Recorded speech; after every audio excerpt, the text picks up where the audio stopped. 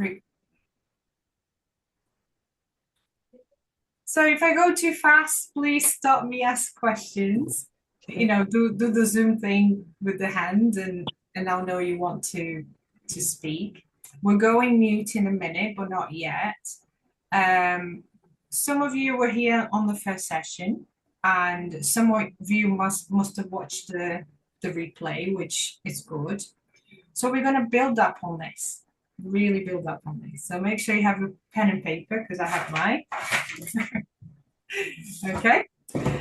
And so we just a little recap. So we talked about um, understanding that yes, we are human and we do stress, we do trigger, we do flip, and we have history, we have stories, we have traumas, we have experiences, we have past experiences. And in the first group, in the first class, in the first workshop, I said, let's put all this in a box. And that's still in that beautiful box. Okay. And the reason is because it's very difficult to do a group therapy and make sure everyone feels safe. I don't want anyone going through past experience, reliving and then re-traumatizing. Yeah. So we don't need to go. And when we do this nervous system increasing capacity that we talked about last week, it's all about the moment. It's all about what's happening right then. When we can increase nervous system capacity and the stress level starts to lose power, it loses power over us because we have more capacity to deal with it. The mind can think more clearly and it can actually help us understand where that came from what childhood experience, right? But then by the time we get there, we are navigating back in past experience with more capacity to deal with it. Okay. So, yeah, you're going to have aha moments. You're going to be like, oh, that's where it came from. It's okay. It's good. It doesn't mean it cannot come off the box. Yeah, it cannot come out of the box. It will come out of the box. But we're here to focus on well-being hygiene in a way. I think I spoke a bit in a class um, about sleep hygiene. So one of the reasons also to increase nervous system capacity is being able to reset the day before you go to bed. Because when we go to sleep, we fall into the REM wavelength, and that's the deep sleep. That's the one that you go into dreaming, where people can poke you and then you don't really wake up. That lasts about 45 minutes. Some people can go into REM more than once per night. Okay. If we don't get into REM sleep, even that 145 minutes, we're not diluting what happened in the day. So we can start the next day a bit more fresh. Does that make sense? So the sleep hygiene is also a way for you to increase your nervous system capacity. And when I talk about sleep hygiene, what can you do? Right. Journaling, get it out of your head. So you don't wake up in the night, sometimes with the list of things to do, sometimes with the project that you forgot to mention to the manager or the boss, or sometimes, the sock day at school that you didn't put the socks out, the odd socks day at school. Or I end up doing that during the night. yeah, yeah, the shopping list, the doctor appointment is really having that moment to breathe, give yourself time, and then do a little list. You don't have to do this for the rest of your life, but that reorganizes the brain to bring those messages earlier before you go to sleep. So then you're reorganizing the day for the next day. Breathing, meditation, journaling, make the list. Yeah, make the list, and but most of all, bringing yourself down, bringing that level of intensity down through resting, silence, and anyway, a hot bath, any way that you feel for you that works. And last workshop we talked about how to recognize what you're already doing, which are already your tools, but how to implement them more consciously so they become more efficient. Yeah. And I already say that to even to physiotherapy patients. I say, what are you doing to ease your pain? Oh, I use ice, I use heat, I use pain relief. Fine. Those are your tools. But can we refine how we're using them so they actually work? And that's all we're doing here. Okay. So today I just want to bring a discernment and a an understanding of your tools because some of our tools are great tools. Some of our tools, they're actually a way that a coping mechanism that we created at the time of that experience to protect us from how that experience made us feel. Okay. I don't know if you have the workshop workbook that I made for this workshop. You don't need to have it on the workbook, but you will need it later on your own when you go back to do what we're going to practice today. So we talked about some of the tools that we have.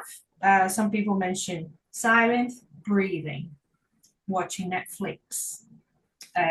I mentioned a glass of wine. What else? We mentioned going for a walk, going for fresh air. If you are in the middle of dealing with children, you're getting stressed, sometimes just holding back and not saying too much. Sometimes speaking more calmly, forcefully, hoping that the situation calms down. Yeah. Or sometimes snapping. Okay. Some of those are tools and some of those are coping mechanisms. Breathing, but some of them can be both, depending how we approach. So think about going out for fresh air. Are you going out fresh air because you want to avoid conflict, because you want to avoid things escalating, because you need your nervous system is so agitated that you need to settle before you come back to the situation? Or is it simply going for a fresh air because this is something that you do anyway? Can you see the difference? Are we using breathing because it really helps us regulate? Of course, it takes time for us to practice breathing to then use breathing as a regulator, or are we using breathing because the heart rate's going and we're trying to control it? That's a coping mechanism. Okay, so pretty much everything that we do is a tool, but where it comes from and for the reason we're doing can become a coping mechanism. So a good distinction for everyone is this. I'll do a quick read here. So the same behavior that we use can be a tool or a coping mechanism. The difference is the intention and the awareness and whether it increases your capacity or avoids your pain. So if your tool is there to avoid discomfort, pain, heavy emotions, to suppress emotions, to avoid conflict, to silence yourself because of fear or silence even others, then you're using a coping mechanism. If you have been using a tool, so I always go back to breathing because that's the core tool for nervous system regulation. If you have used breathing for regulating your nervous system long enough, breathing will start to regulate yourself through these situations. And then when you're going through a coping mechanism, and you're breathing, because you are regulating yourself, but you're still going through a coping mechanism. This is where clarity comes to the subconscious and says, this coping mechanism comes from so and so and so and so back in the days when you're dealing with that and you felt this and you're trying to protect yourself from that. Yeah. And that's clarity comes. And that's what making that shift of how you react and respond to situations can make a big difference. So the breathing is the core tool for you to practice on a day-to-day basis, practice while things are happening, practice after things happened, and practice after you have this moment that you like the sleep hygiene, or later in the day when you realize, you know what, can I reflect a little bit about what just happened when you're in the car after a moment?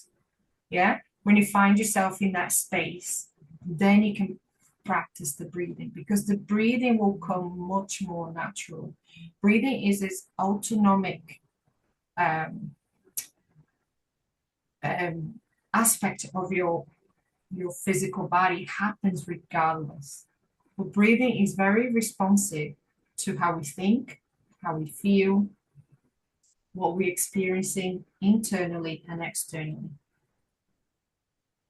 The more in touch we are with breathing, the more breathing starts to work for us. Okay. Have you ever been, I can only bring examples of physio, but have you ever been on a massage table or physio table and you're having that massage and all of a sudden you're breathing and you just got there and you lie down, you're breathing still a little bit fast, and then all of a sudden you do that first deep, nice sigh and breath, and then you're able to settle into it. That's your body realizing it's safe.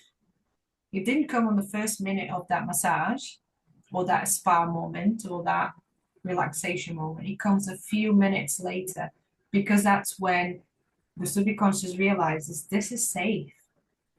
And then the deep breath comes all by itself. We experience this. Carol might know this in the classes after when we're meditating, when we're stretching. And within a couple of stretches, everyone was going, just have that nice and spontaneous deep breath. You're not asking for it. The body goes for more breath. And this is your body knowing that you are now safe to do that. So you need to create a safe space. So this is another big tool after breath. Breath number one, creating space, a safe space number two. So the creating a safe space comes from the external, yeah, the internal, and also things that you can associate with safety. Is there an incense that reminds you that it's time to meditate? Therefore, you feel safe because incense reminds you of meditation. Is there a hot bath that, perhaps reminds you, from just that moment of relaxing, going in the bath and just letting your body drop? That's a safe space if that's how it makes you feel. Would it be a safe space if children were popping in and out in your room while you're meditating? No, it wouldn't. Yeah. So it's just being able to create a safe space. And sometimes to create a safe space, we have to set boundaries. And we have to set boundaries from the space of self-love, not from the space of guilt. Guys, I'm going out for an hour. I'm shutting the door for an hour. Do not knock, do not come up. and feel good about that. Feel good of creating that safe space. Because if you know something's going to knock on the door, your mind won't switch off. Yeah. I don't think as a mother you ever can find a safe space, can you? Well, you have to request, maybe. And then eventually, once you request, because I've been through this journey where I need to advise and then request and then feel guilty and then realize, you know what? They actually listened, they actually didn't come up. And then feel better about it because there's no disturbances. And then go, I didn't need to feel guilty. Yeah. So setting little boundaries. And it doesn't have to be a whole day. You just need sometimes a half an hour. Yeah. And the sleep hygiene can fit into that safe space. It can be when you're in the bath. It can be when you decide to say, guys, I need half an hour.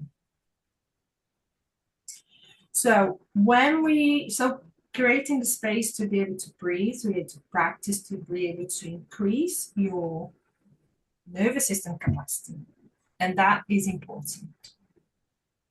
But when you are in the middle of it, you know, Kinga, you mentioned about getting out the door and late and kids and getting ready and all that, you know, that stuff. There's so many layers to that, especially when it comes to the soul connection between in a family bond. There's so much because kids really come to show us how to be a better person. And perhaps there's an element there that the kids are just trying to show mom, can you be more present rather than more rushing so that they can settle and that they can cooperate better.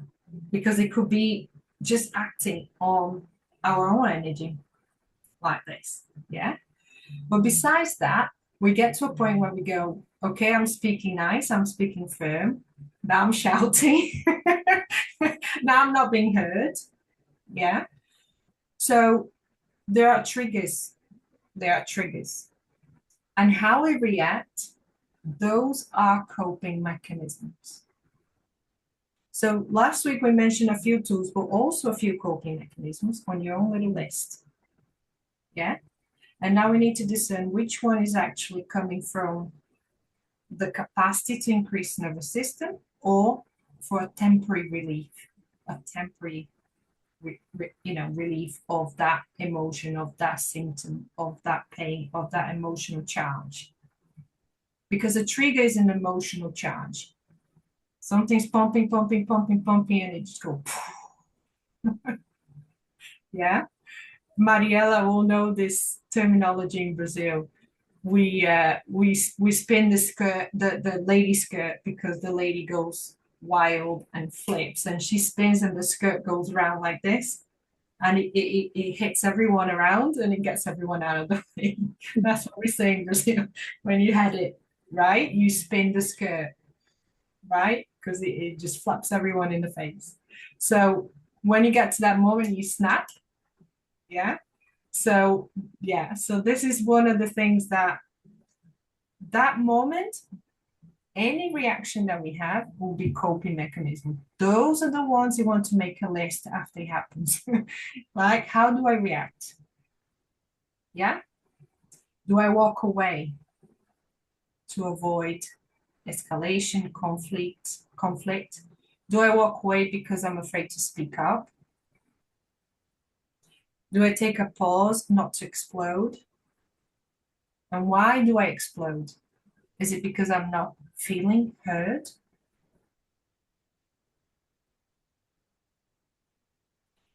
Is that glass of wine on a Friday a reward for a hard week of coping the whole week? Are we rewarding ourselves? And where does the reward come from? If you're a good girl, you get this. Yeah? So why are we pushing so hard? Who are we trying to please? Who are you pleasing so much all the time? And why? Why do we need to please people so much? What are we afraid of? afraid to feel alone, afraid to be rejected, afraid to be left out, be the last one. So we please, yeah, coping mechanism. Every coping mechanism is hiding an emotional pain. Something that happened, don't need to go in that box, but either happened once, very vividly, and you remember, or happened very lightly, but repetitive every day of your life. Yeah. The way we're raised happens every day in our lives as we're a child. The way we were raised, the way we're spoken, the way we were told, the way we were asked to be, happen every day. We had to condition ourselves. And if it didn't resonate, we found coping mechanism. And those coping mechanisms are our triggers, Simple as that. There's no other way around it. So every triggers come from a source of creation, of some sort of discomfort in ourselves, pain in ourselves, discord with what's going on, discord with how we were asked to be raised. And when I say asked to be raised, let's say something simple. Okay. Maybe at the age of 8, you're asked to make your bed every morning. And if you didn't, you got chances, maybe got a little bit of punishment, like, oh, you might not play on your console or something for a bit. Or you might not do something silly, something not major, nothing traumatic. But it happened often for at least a couple of years before you realize that you had to make your bed every morning. But at the time, you didn't know how to make a bed.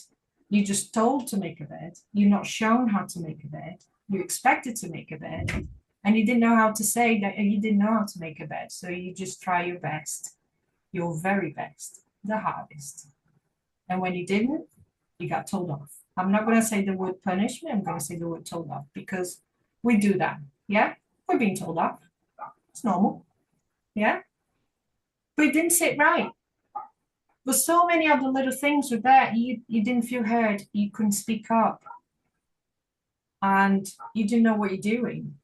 You just had to learn on the job to make the bed a little bit better every day. Yeah. And those strategies happen all through our lives. Working, career, mother life, motherhood, sorry, not mother life, motherhood. We learn on the job. Yeah, we learn on the job. So we carry these coping mechanisms all the way through. So when you do your reflection, when you sit down and you are in a moment of chill already, and you decide to do your reflection, and then you either do your sleep hygiene to make sure that your mind isn't too busy and you can fall into that REM sleep state, because that alone resets a lot of the nervous system for us. That alone. Sorry to interrupt. What do you mean by sleep hygiene? So sleep hygiene is being able to do a bit of breathing, meditation, journaling before, not just but by the end of the day, so that your mind is not racing, waking up. You're waking you up in the night, with the list that we have to do, with the things that we forget to plan for the next day, or we wake up with some of the worries from the day, from the things that are happening in our lives, because it stops us from falling into that deep state, which is the REM state for sleep. And that state lasts about 45 minutes. And some people can fall back into it a few times a night. But if we need at least one for our nervous system to reset and increase capacity for ourselves the next day. So if you have a stressful day where you had a really good sleep, most likely you feel better the next day because of that. But if you had a really stressful day and you're not able to sleep, the next day is not as good because you didn't have the reset. So the sleep hygiene is to kind of like offload maybe emotions, offload the mind, offload the worries, and little strategies like the journaling, breathing, you know, a hot bath, meditation. But the more you practice, the easier the mind understands that that's a safe moment, not just a safe space, but the sleep hygiene is a safe moment, and it starts to unload much quicker. And then, of course, the safe space that I mentioned is how you use external. Are you feeling threatened? Are you going to be disturbed? Yeah. So create that space from, you know, with your family, with your environment.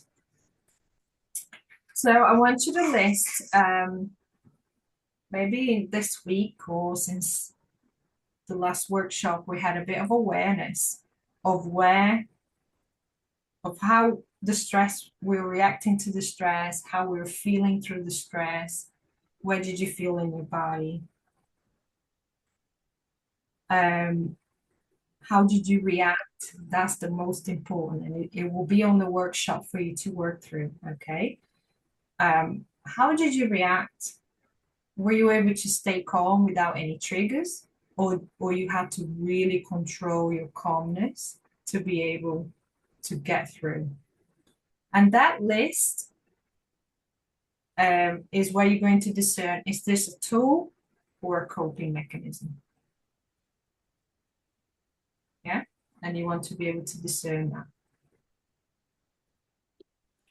So I did do a little bit of a share on the group because sometimes it's it's hard to share in a group. I don't expect everyone to share in the group or anyone to share in a group. It's quite hard. You don't know each other, and things can be very personal. But me being in a position of, the host, and I felt that I wanted to bring an example, and it happened. It happened, this week.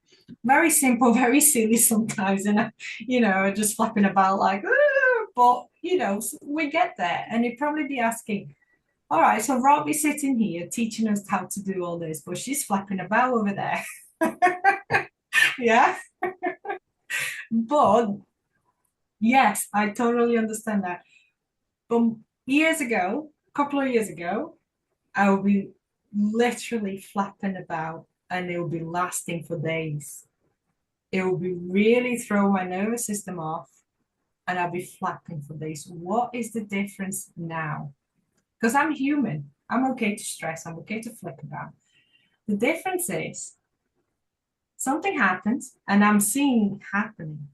And I'm picking up choices and going,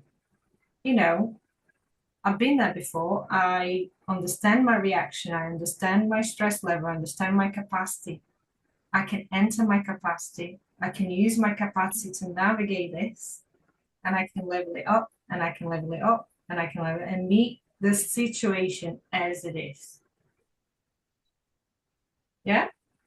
Later on, when I got in a car, I was like, did I really need to be that apologetic? I felt really, really wrong. But at the time, I wasn't really flapping, but this is how it felt. But then after in the car, I thought, no, I didn't really need to be. And I understood very quickly.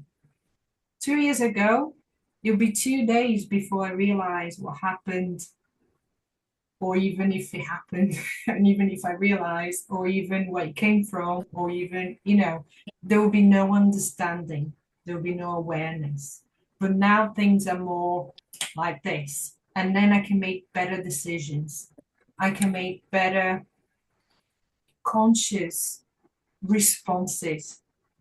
And my body does not feel as stressed. My mind does not feel stressed. It doesn't carry me over to the next day. Of course, I gave a very simple example.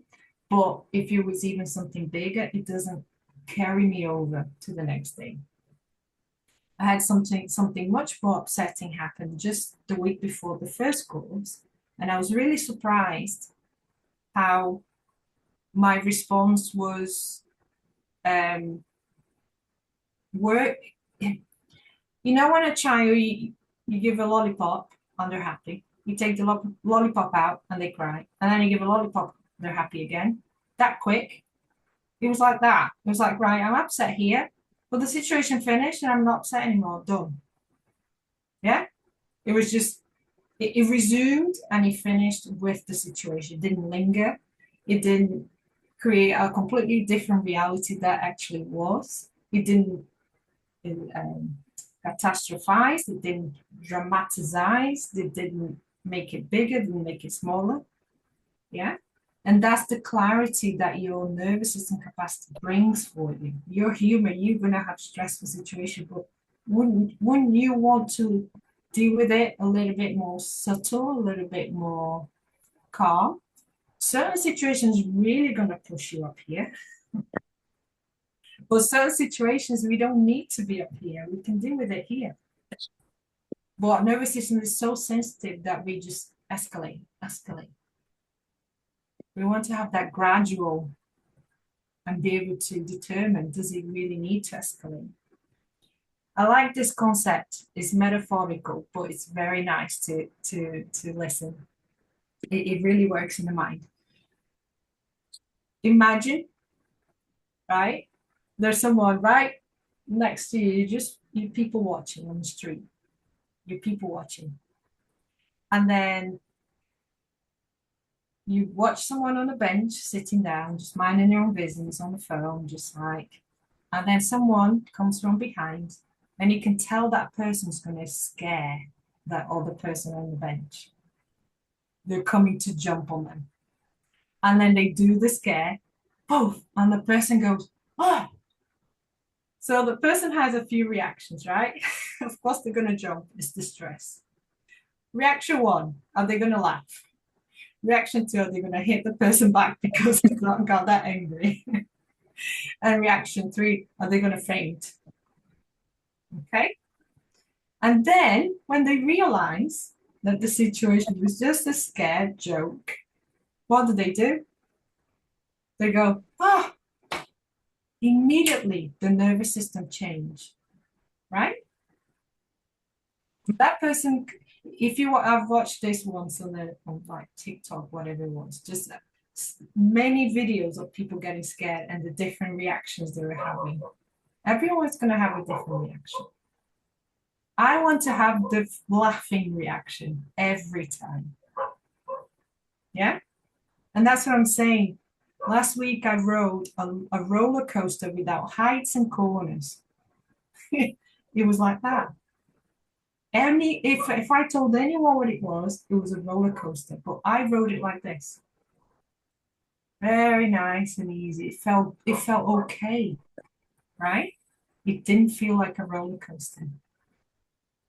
So this is what nervous system capacity brings, and this is what I'm transferring, I'm teaching, I'm learning, and I'm sharing, nothing more. So we don't need to go in the boxes, yeah? But clarity will come, understanding will come, and that is really helpful. That is really helpful for a psyche, for a mind, more so than anything else. Okay. So let's talk about just quickly about boundaries. Why is it so difficult to set boundaries? Because there's such a thing as healthy boundaries and setting boundaries out of coping mechanism. I can cope with noise, therefore I don't want any play dates in my house. That's setting boundaries from coping mechanism. Yeah. I can cope with a messy house, therefore no toys in the living room. That's setting boundaries from a coping mechanism.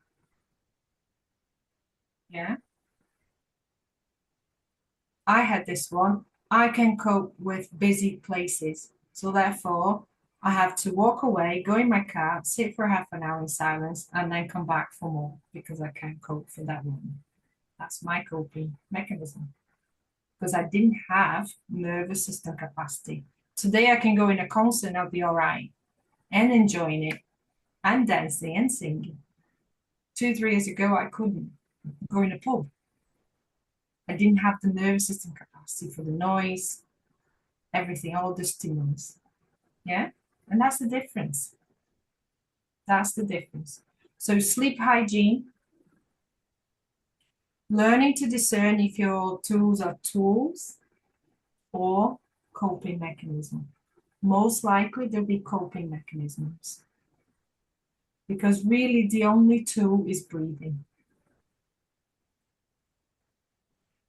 And breathing brings you practice so that you can do all the other little tools like meditation, silence, journaling, and creating your little list.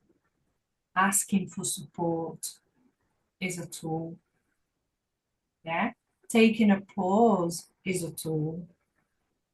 Speaking from calm, because it comes from calm, is a tool. Going for fresh air, because you just feel like fresh air, is a tool. But when we're using these strategies to buffer something, suppress something, stop something from feeling, or even escalating, of course, then those are coping mechanisms.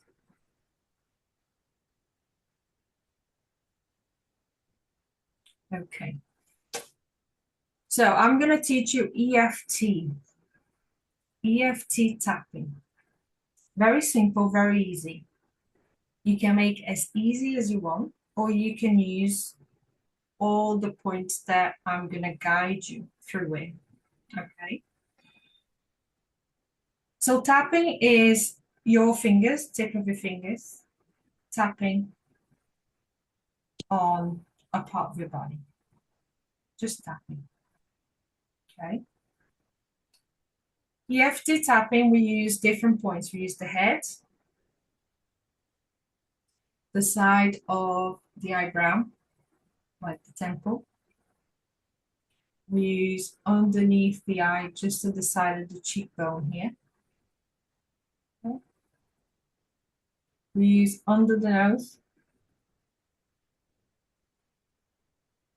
in the chin line. We use just behind the armpit there.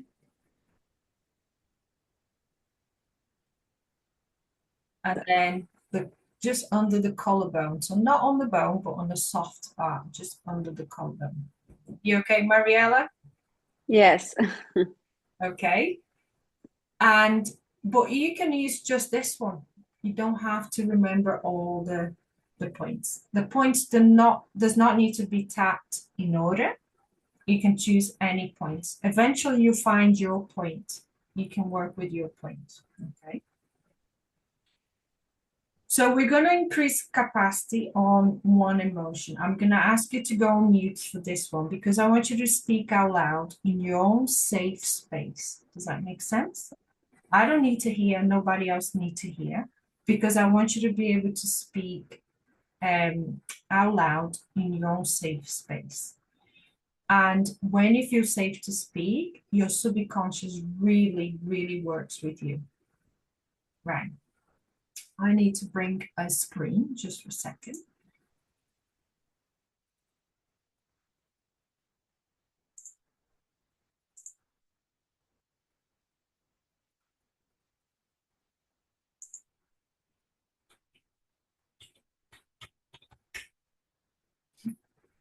Just a second, everyone.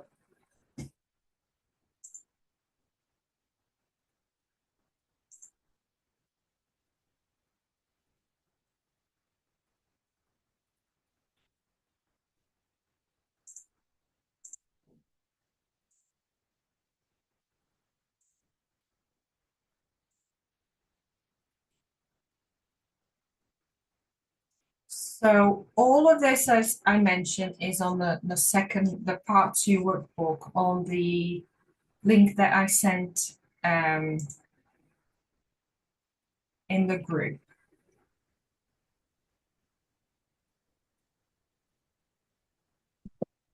Okay. And you you'll be in the group, and I would like to keep the group open for another week or maybe 10 days, because if you have any questions, I can explain, and then we'll close the group as a whole. We have sessions in March. If you want to register for those, it'll be another 3 days, three weeks. So it'll be nice to build up on this, and I can bring even more practical stuff to share. Okay, so with the tapping, Kylie, if you want to go mute, because you might want to speak your own personal. I can't find the mute. Let me see if I can mute you. So let's see. Yeah, I done it. You're okay. Sorry, I didn't mean to just mute like that. Okay. Everyone can see me, so you can see the tapping. Yeah. Let me just separate my screen, make sure I have space to see.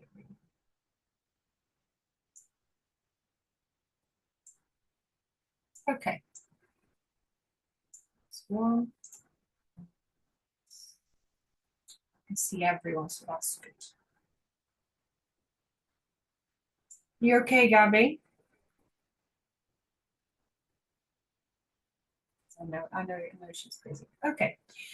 So this practice, it will be on the workbook for you to follow as well. The questions are very generic, because if you come with a different emotional charge, or a different coping mechanism that you realize where it comes from and you want to work on that usually comes with an emotional charge. Okay. And what we're trying to do is we're trying to soften that belief or that emotional charge. Let's say you got very angry, just very angry. The emotional charge is up here.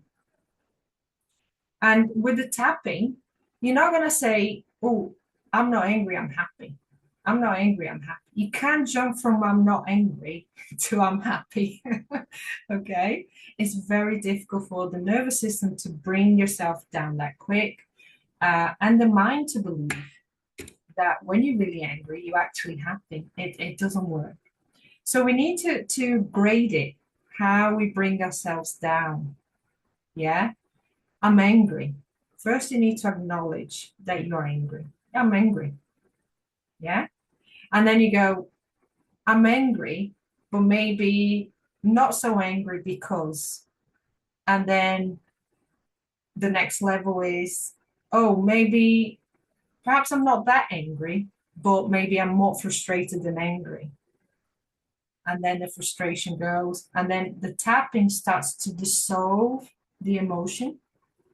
And then you go, right, maybe my frustration wasn't that much frustration, it was more like upset.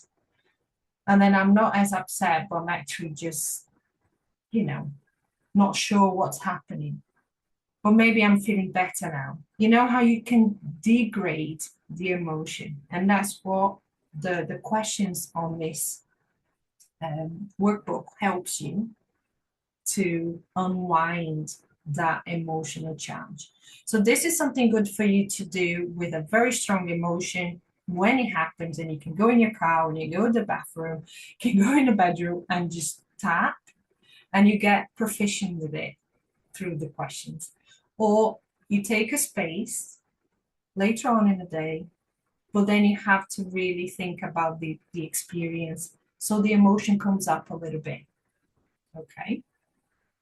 So take a moment to think of a stressful situation, something that really brings in a bit of an emotional charge to you, something that brings a frustration or stress or a trigger.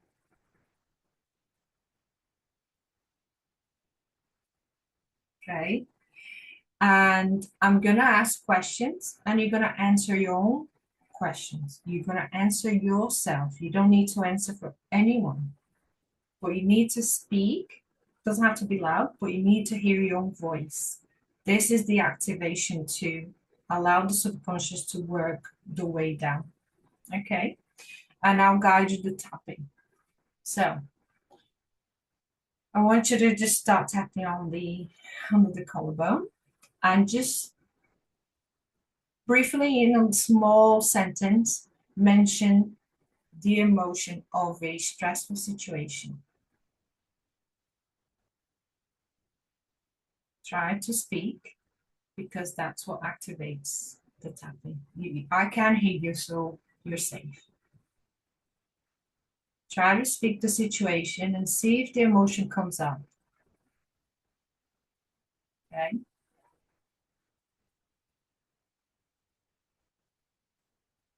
And as the emotion comes up, I want you to grade it. Just give a number in your head out of 10, 10 being the worst, like really bad emotion, really strong, really intense. Just grade it in your head and remember that for later. I'm going to ask the questions, you answer. You don't have to ask the questions yourself. Just pay attention to the tapping. What am I feeling in this situation? What is my emotion in this situation?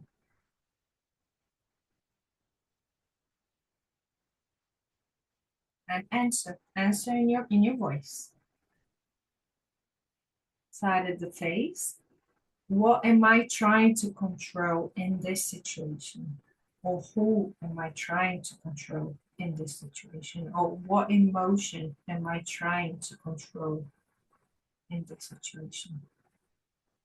Answer in your voice. Change tone of the eye. What am I trying to avoid happening? What is that thing I'm trying to avoid that I don't want to happen?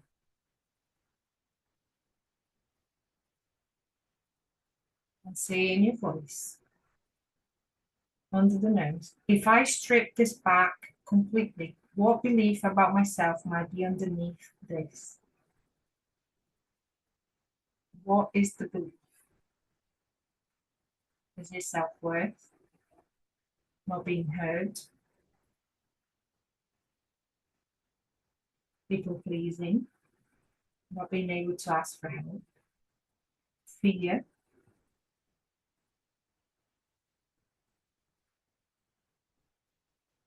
Okay, back to the chest. In this situation, a part of me believes what? Feel your body now. Where does that feel? What does your part of you believe about yourself in this situation? Feel it in your body.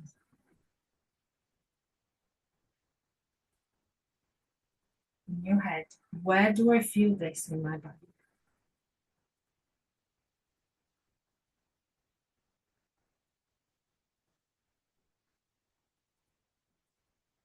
What is the sensation side of the eye?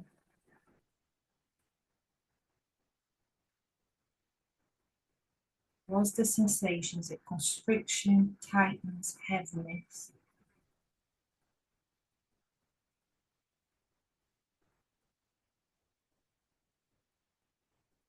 Under the nose.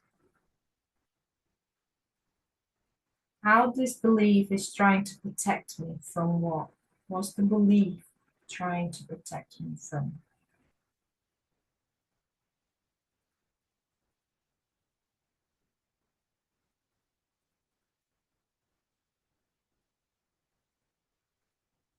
And if you want to go back a bit, when did I first need to use this coping mechanism? When did I first use this coping mechanism? What was it helping me to survive?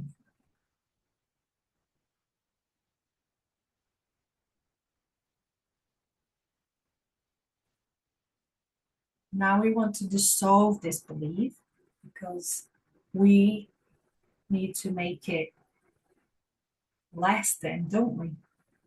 Is this belief true 100% of the time?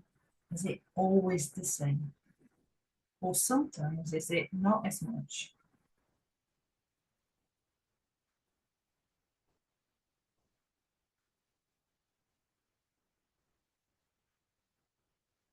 side of the forehead. And when I do this for others, compared to when I do it for myself, is it always the same or different? Is it better? Is it not? Because we're trying to make it not absolute here. So we need to find ways when this belief is not taking over you, right? Because it's not.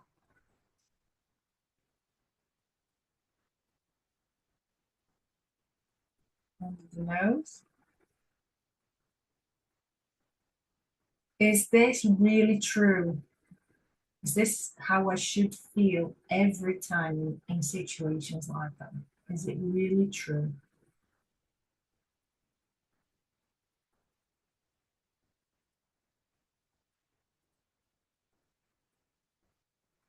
Under the chin. And if it's not true, what other choices do I have how to respond,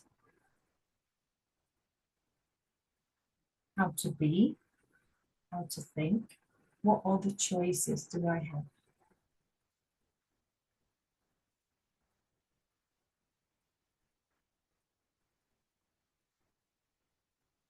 Let's go on your chest.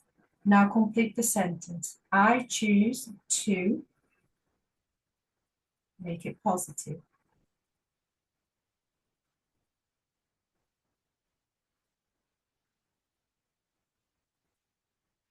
I allow myself to complete and make it positive.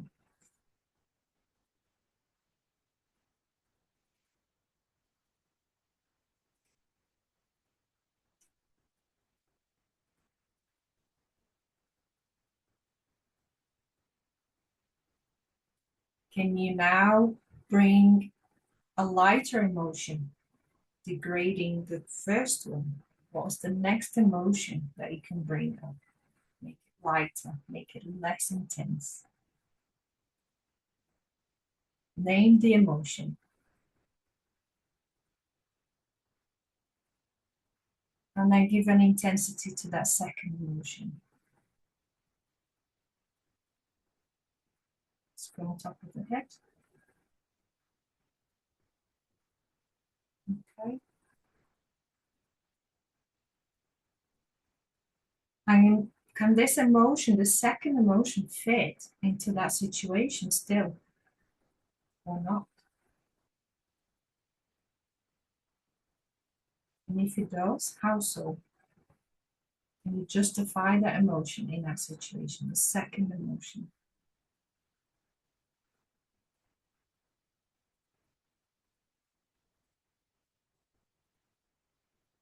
Side of the eye. And is it 100% true every single time in those situations? And if not, can you bring one reason why it's not? Just one.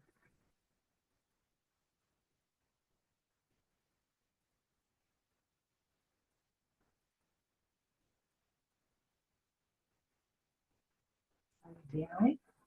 And if this situation was happening with other people, your family members, or just to you, would it be different? And how so?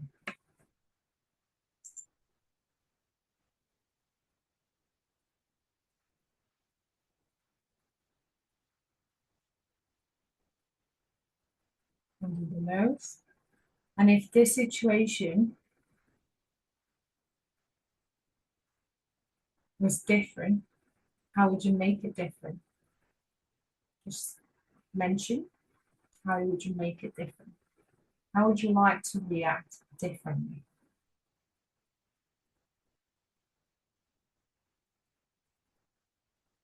And under the chin, and I want you to complete the sentence in a positive way. I choose to.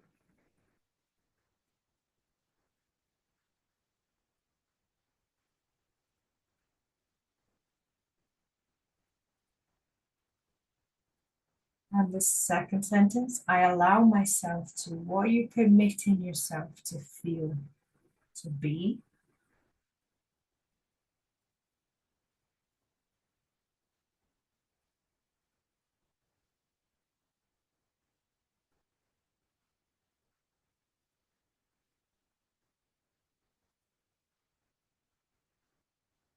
And what's your intensity now compared to the beginning?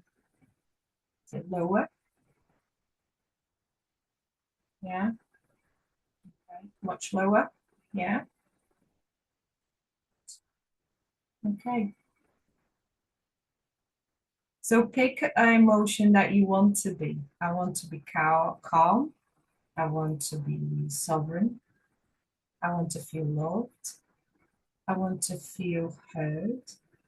And I want you to just repeat 3 times, whatever sentence that is, while tapping.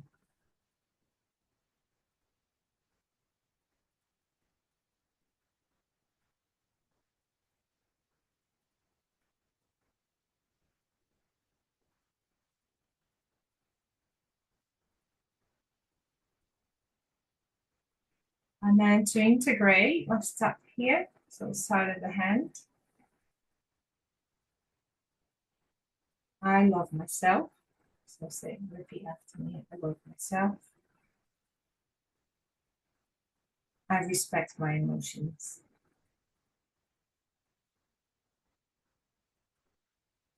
I have a choice to increase my nervous system capacity to be able to navigate my emotions with calm, sovereignty, and my truth. You can stop tapping, take a nice deep breath in, breathe out, sit back, let's do a meditation. Just allow the vibration of the tapping. Notice how you feel in your body.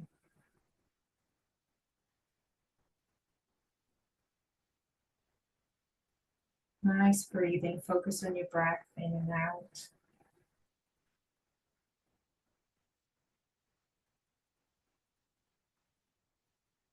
Focus on your breath going into your chest, down to your belly.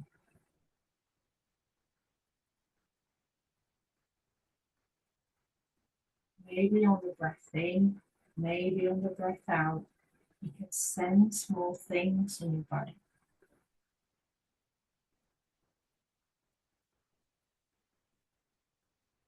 Use the breath to enhance the sensations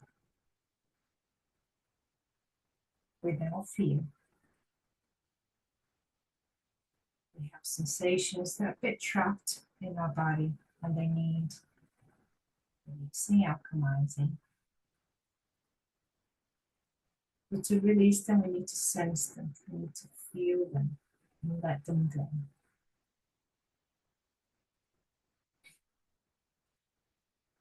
Use your breath to enhance the sensations that you are feeling in your body.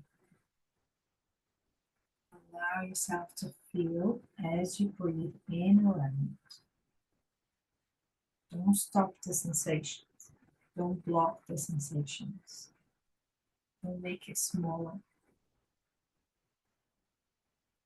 Let it be there in a safe space. You can feel them and let them go.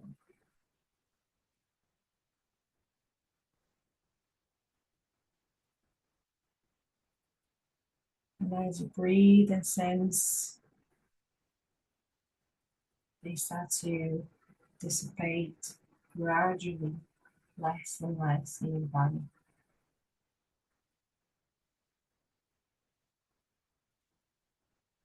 And if your chest starts to expand, that means you're ready to breathe into your heart chakra. Make that feeling grow, expand. It needs to be bigger than your chest. It needs to come through your skin and surround your body like a bubble of light. Breathe into your chest and expand into a bubble of light.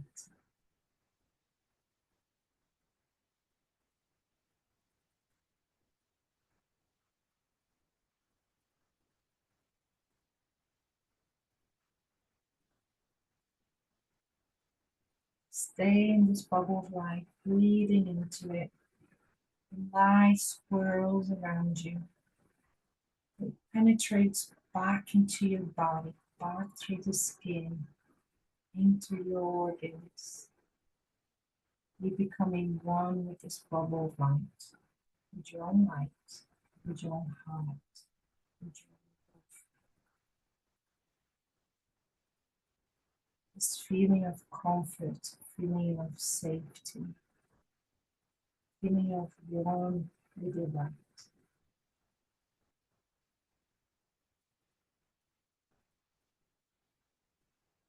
Staying it a little bit longer, finding the little spaces for this light to move into your body.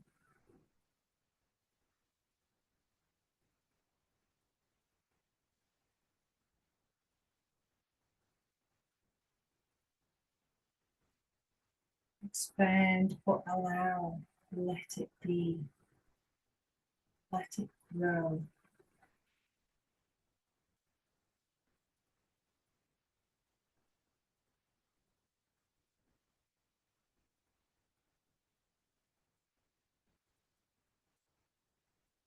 Let it be with you. It's part of you.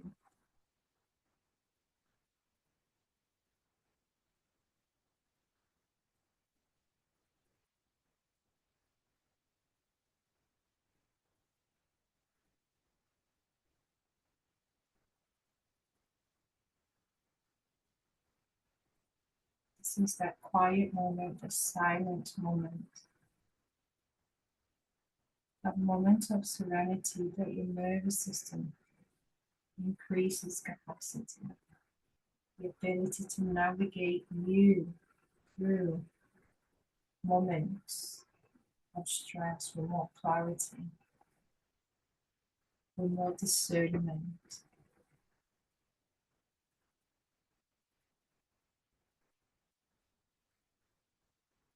Breathe into your chest, breathe into your belly.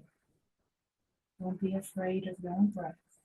The breath is power, the breath is light.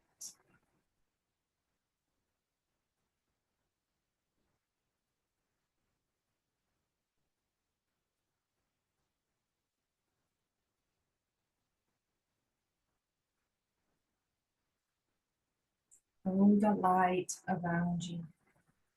It touches your skin, all your skin, and goes in.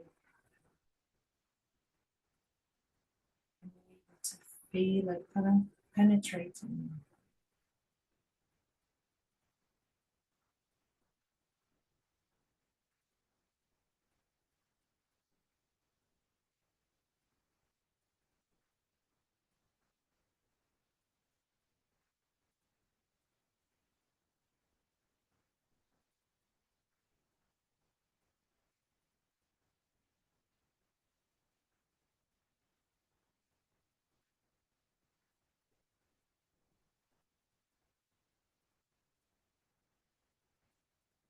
Let it grow in your chest. Don't be afraid. Let it expand. Let it pulse. You might feel like a heavy space in your chest, a weighted space in your chest. You might feel like flutters. You might feel like something growing, expanding, swirling. This is your light. Nothing to be afraid, nothing to fear. Your light is the only thing that can alchemize emotions that are trapped in tissue in our physical body. When we feel it, through it, we alchemize and let it go.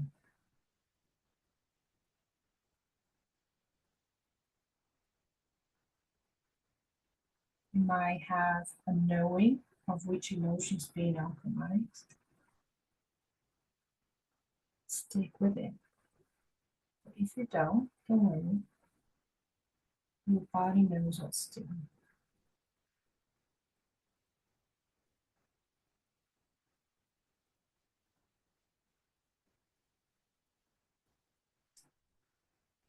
May your eyes be the last thing to open as you become aware of your space, and of the sounds, the voice, and your body position.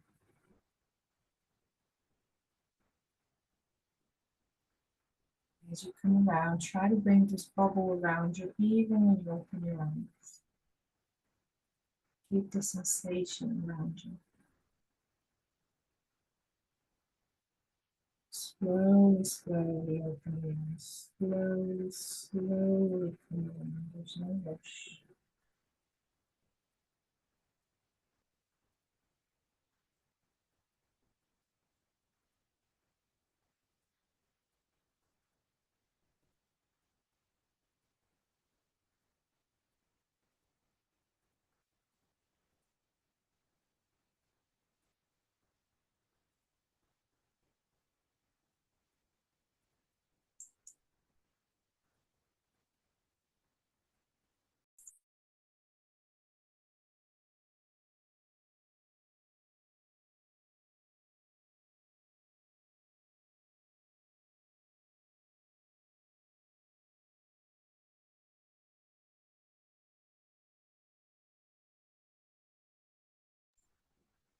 Keep breathing. Keep bringing that air into your chest, that breath into your chest, even when you're back around. If you need to move your body, if you need to shake, if you need to sway, stretch.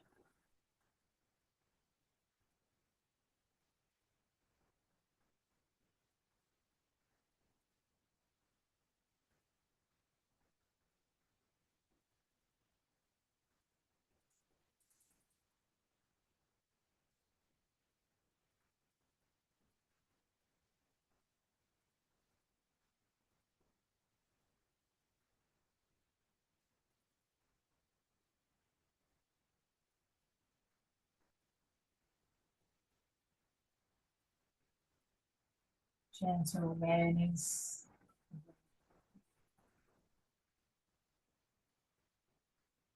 Wiggle your toes and your fingers.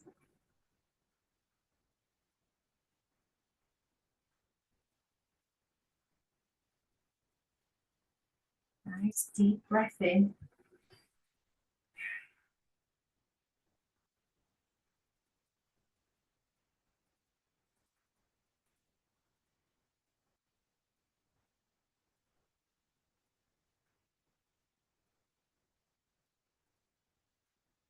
When you're ready.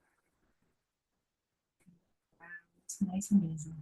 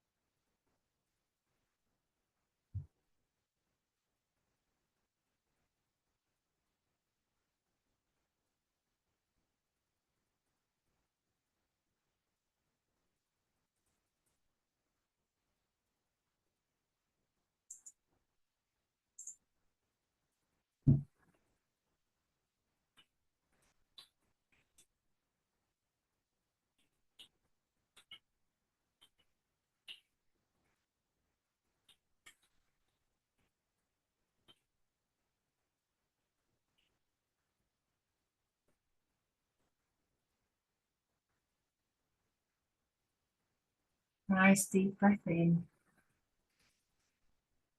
and out.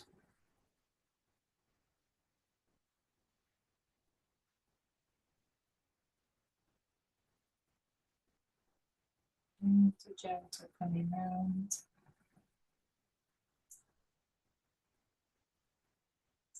Gentle opening of the eyes.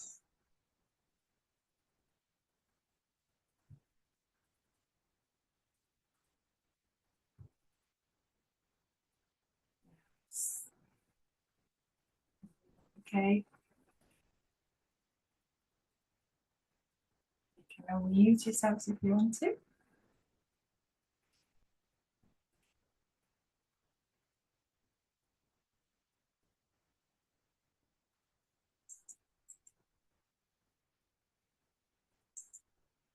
You okay? You okay, Kinga? You went deep, didn't you? You're okay, Kylie? Yeah. Yeah. Carol? Yes. Yes. Good. You can speak or just put it on a message. What was your intensity at the beginning? And what was the intensity at the end of the tapping? Like the number at 1 to 10. And did your emotions change to an easier emotion? Were you able to find an easier emotion through the tapping?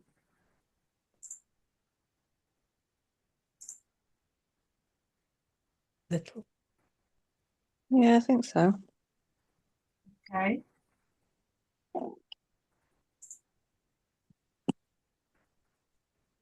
Anyone wants to share anything? Yeah, a little. And could feel it bringing down a little. Yes. Okay. And tapping takes time as well, just like breathing. Yeah, to kind of settle into your system, to settle into your way of doing. You can change the questions, you can change how you tap. I like tapping to lower my emotional charge and find I want to degrade the emotion. That's what I'm trying to do. Yeah. I think the word degrade is best in all aspects of the word. You don't want that emotion to be 100% absolute. So you want to play devil's advocate with it in a way and go, right, is it really? You know? Um, am I like this all the time? Is it 100%? And when I'm not, what am I? Am I frustrated? Am I, yeah? And work it down. You are going to find your own questions. And you don't need to do all this up and down and face and look. Just do it here. Just there. That's all you need. And that is basic tapping. And I do encourage everyone to ever want to use tools a bit more specifically and consistently to do the level 1 EFT tapping or level 1 Reiki. It's enough for you to kind of find your way around with your own inner self-healing. Yeah. And they're not expensive courses, especially these days. Just finding the right therapist. But if you ever want or would like to at least do the level 1 Reiki or level 1 EFT, I can recommend people I know. And for self-healing, for self-management, for self-growth, mostly, yeah, to breaking through these barriers, breaking through these triggers, breaking through these blockages. I find it very, very useful.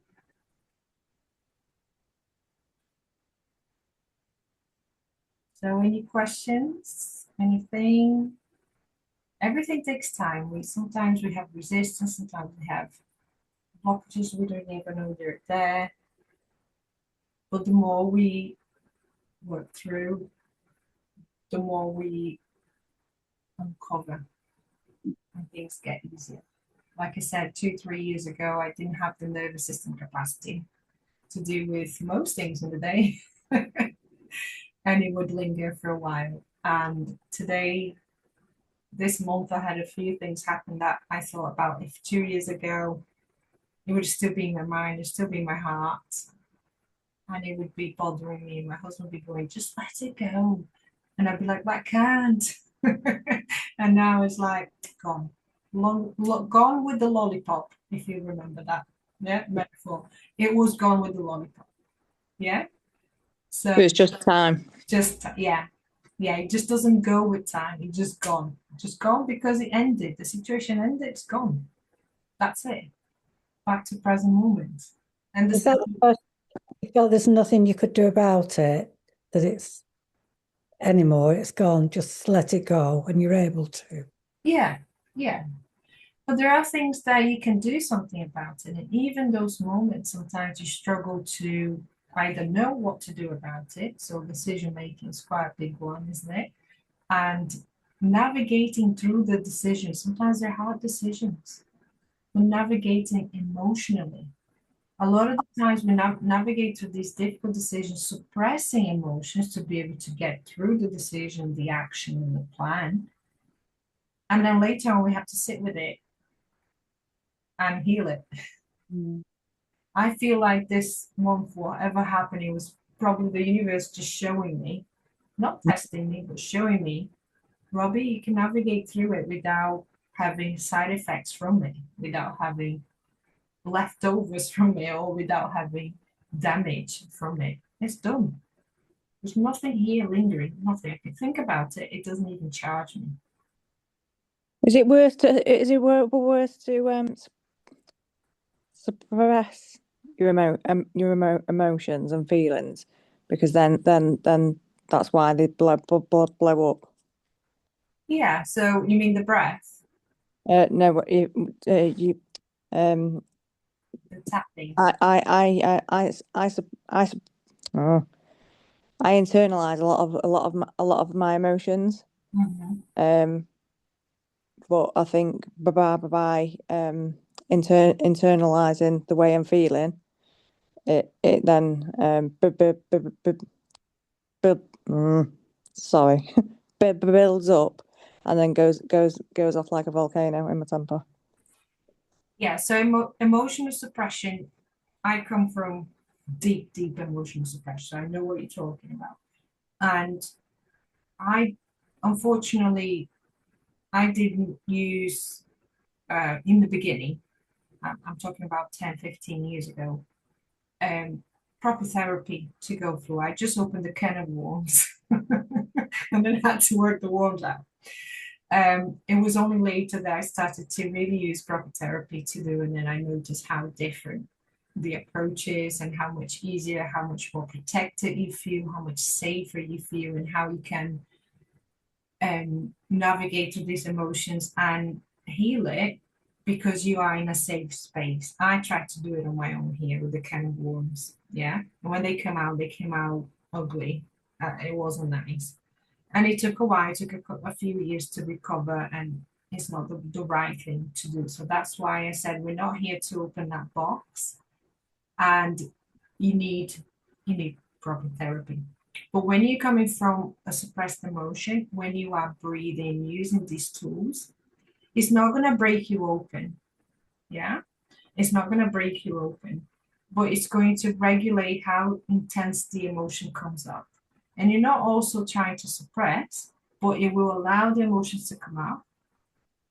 But it only allows so much emotion as to come out, as much safety you feel to feel it.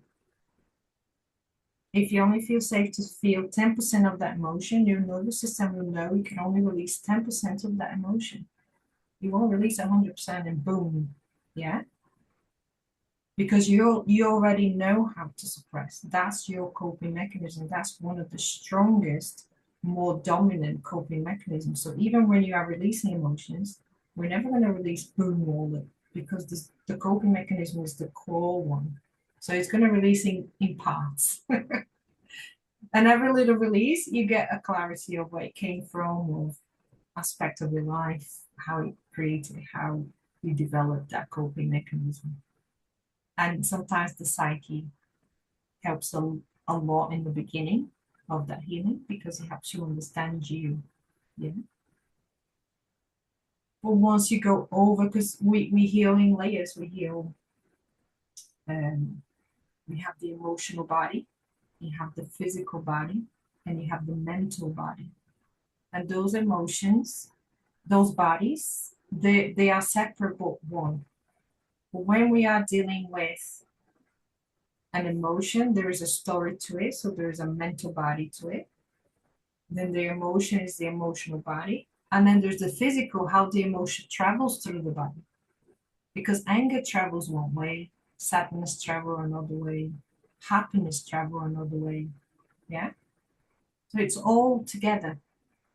And yeah, we are not taught to have emotional capacity as children. We are taught to be quiet, this, that, that. There's a lot of suppression from perhaps our generation here, and Karen as well. Yeah, to sit still, to not move, to not walk, to not do this, not do that. So we dealt with a lot of suppression. Our parents didn't know. We're not here to blame. Our parents didn't know. It was just a cultural way of raising kids. Yeah, we can't blame anyone for this, but we can undo it, and that's what we're doing. Now, when kids have emotional regulation, we are giving emotional regulation to our kids more than we give ourselves, aren't we? Mm. They're going to be very good at regulating emotions. And you can see them spike, but you can see them come down and laugh. That's emotional Very quickly. regulation. That is not, hyper or anything. That is emotional regulation. But if you see a child spike and then spike, but then not be able to change the mood and just get stuck in it, then you know they don't have emotional regulation. Then you know you need to go in there and help regulate. And we're doing that. So we're already undoing a lot of what we experience to our children, but we're also learning with them. Pay attention to your children. Pay attention how they regulate your grandchildren. Pay attention how they regulate, how they breathe. They breathe through the belly. They don't breathe through the chest. That's number one. See how quickly they change emotions. That's normal. We think it's too much because we're being told not to. If we're playing in a house, we're being told not to be loud. We're playing outside, we're told not to scream. We're being told not to many times. We had to build coping mechanisms for that. Don't tell me what to do. I'm listening to you, selective hearing. I'm not being heard. All of those things. Oh, I better be good, or I'll get punished, or I'll just rebel anyway. I get punished anyway. Yeah. So we're already doing different to our kids, and we should be proud of it. Yeah. But pay attention to the kids. They teach us so much. Are they hyper? It's us. But not the hyper that someone can see. It's the hyper they can feel that we are suppressing. Are we upset? It's us. The thing we're suppressing, that we're not talking about it, that we're not expressing, that we're not allowing ourselves to share or even speak because it might burden someone else. Yeah.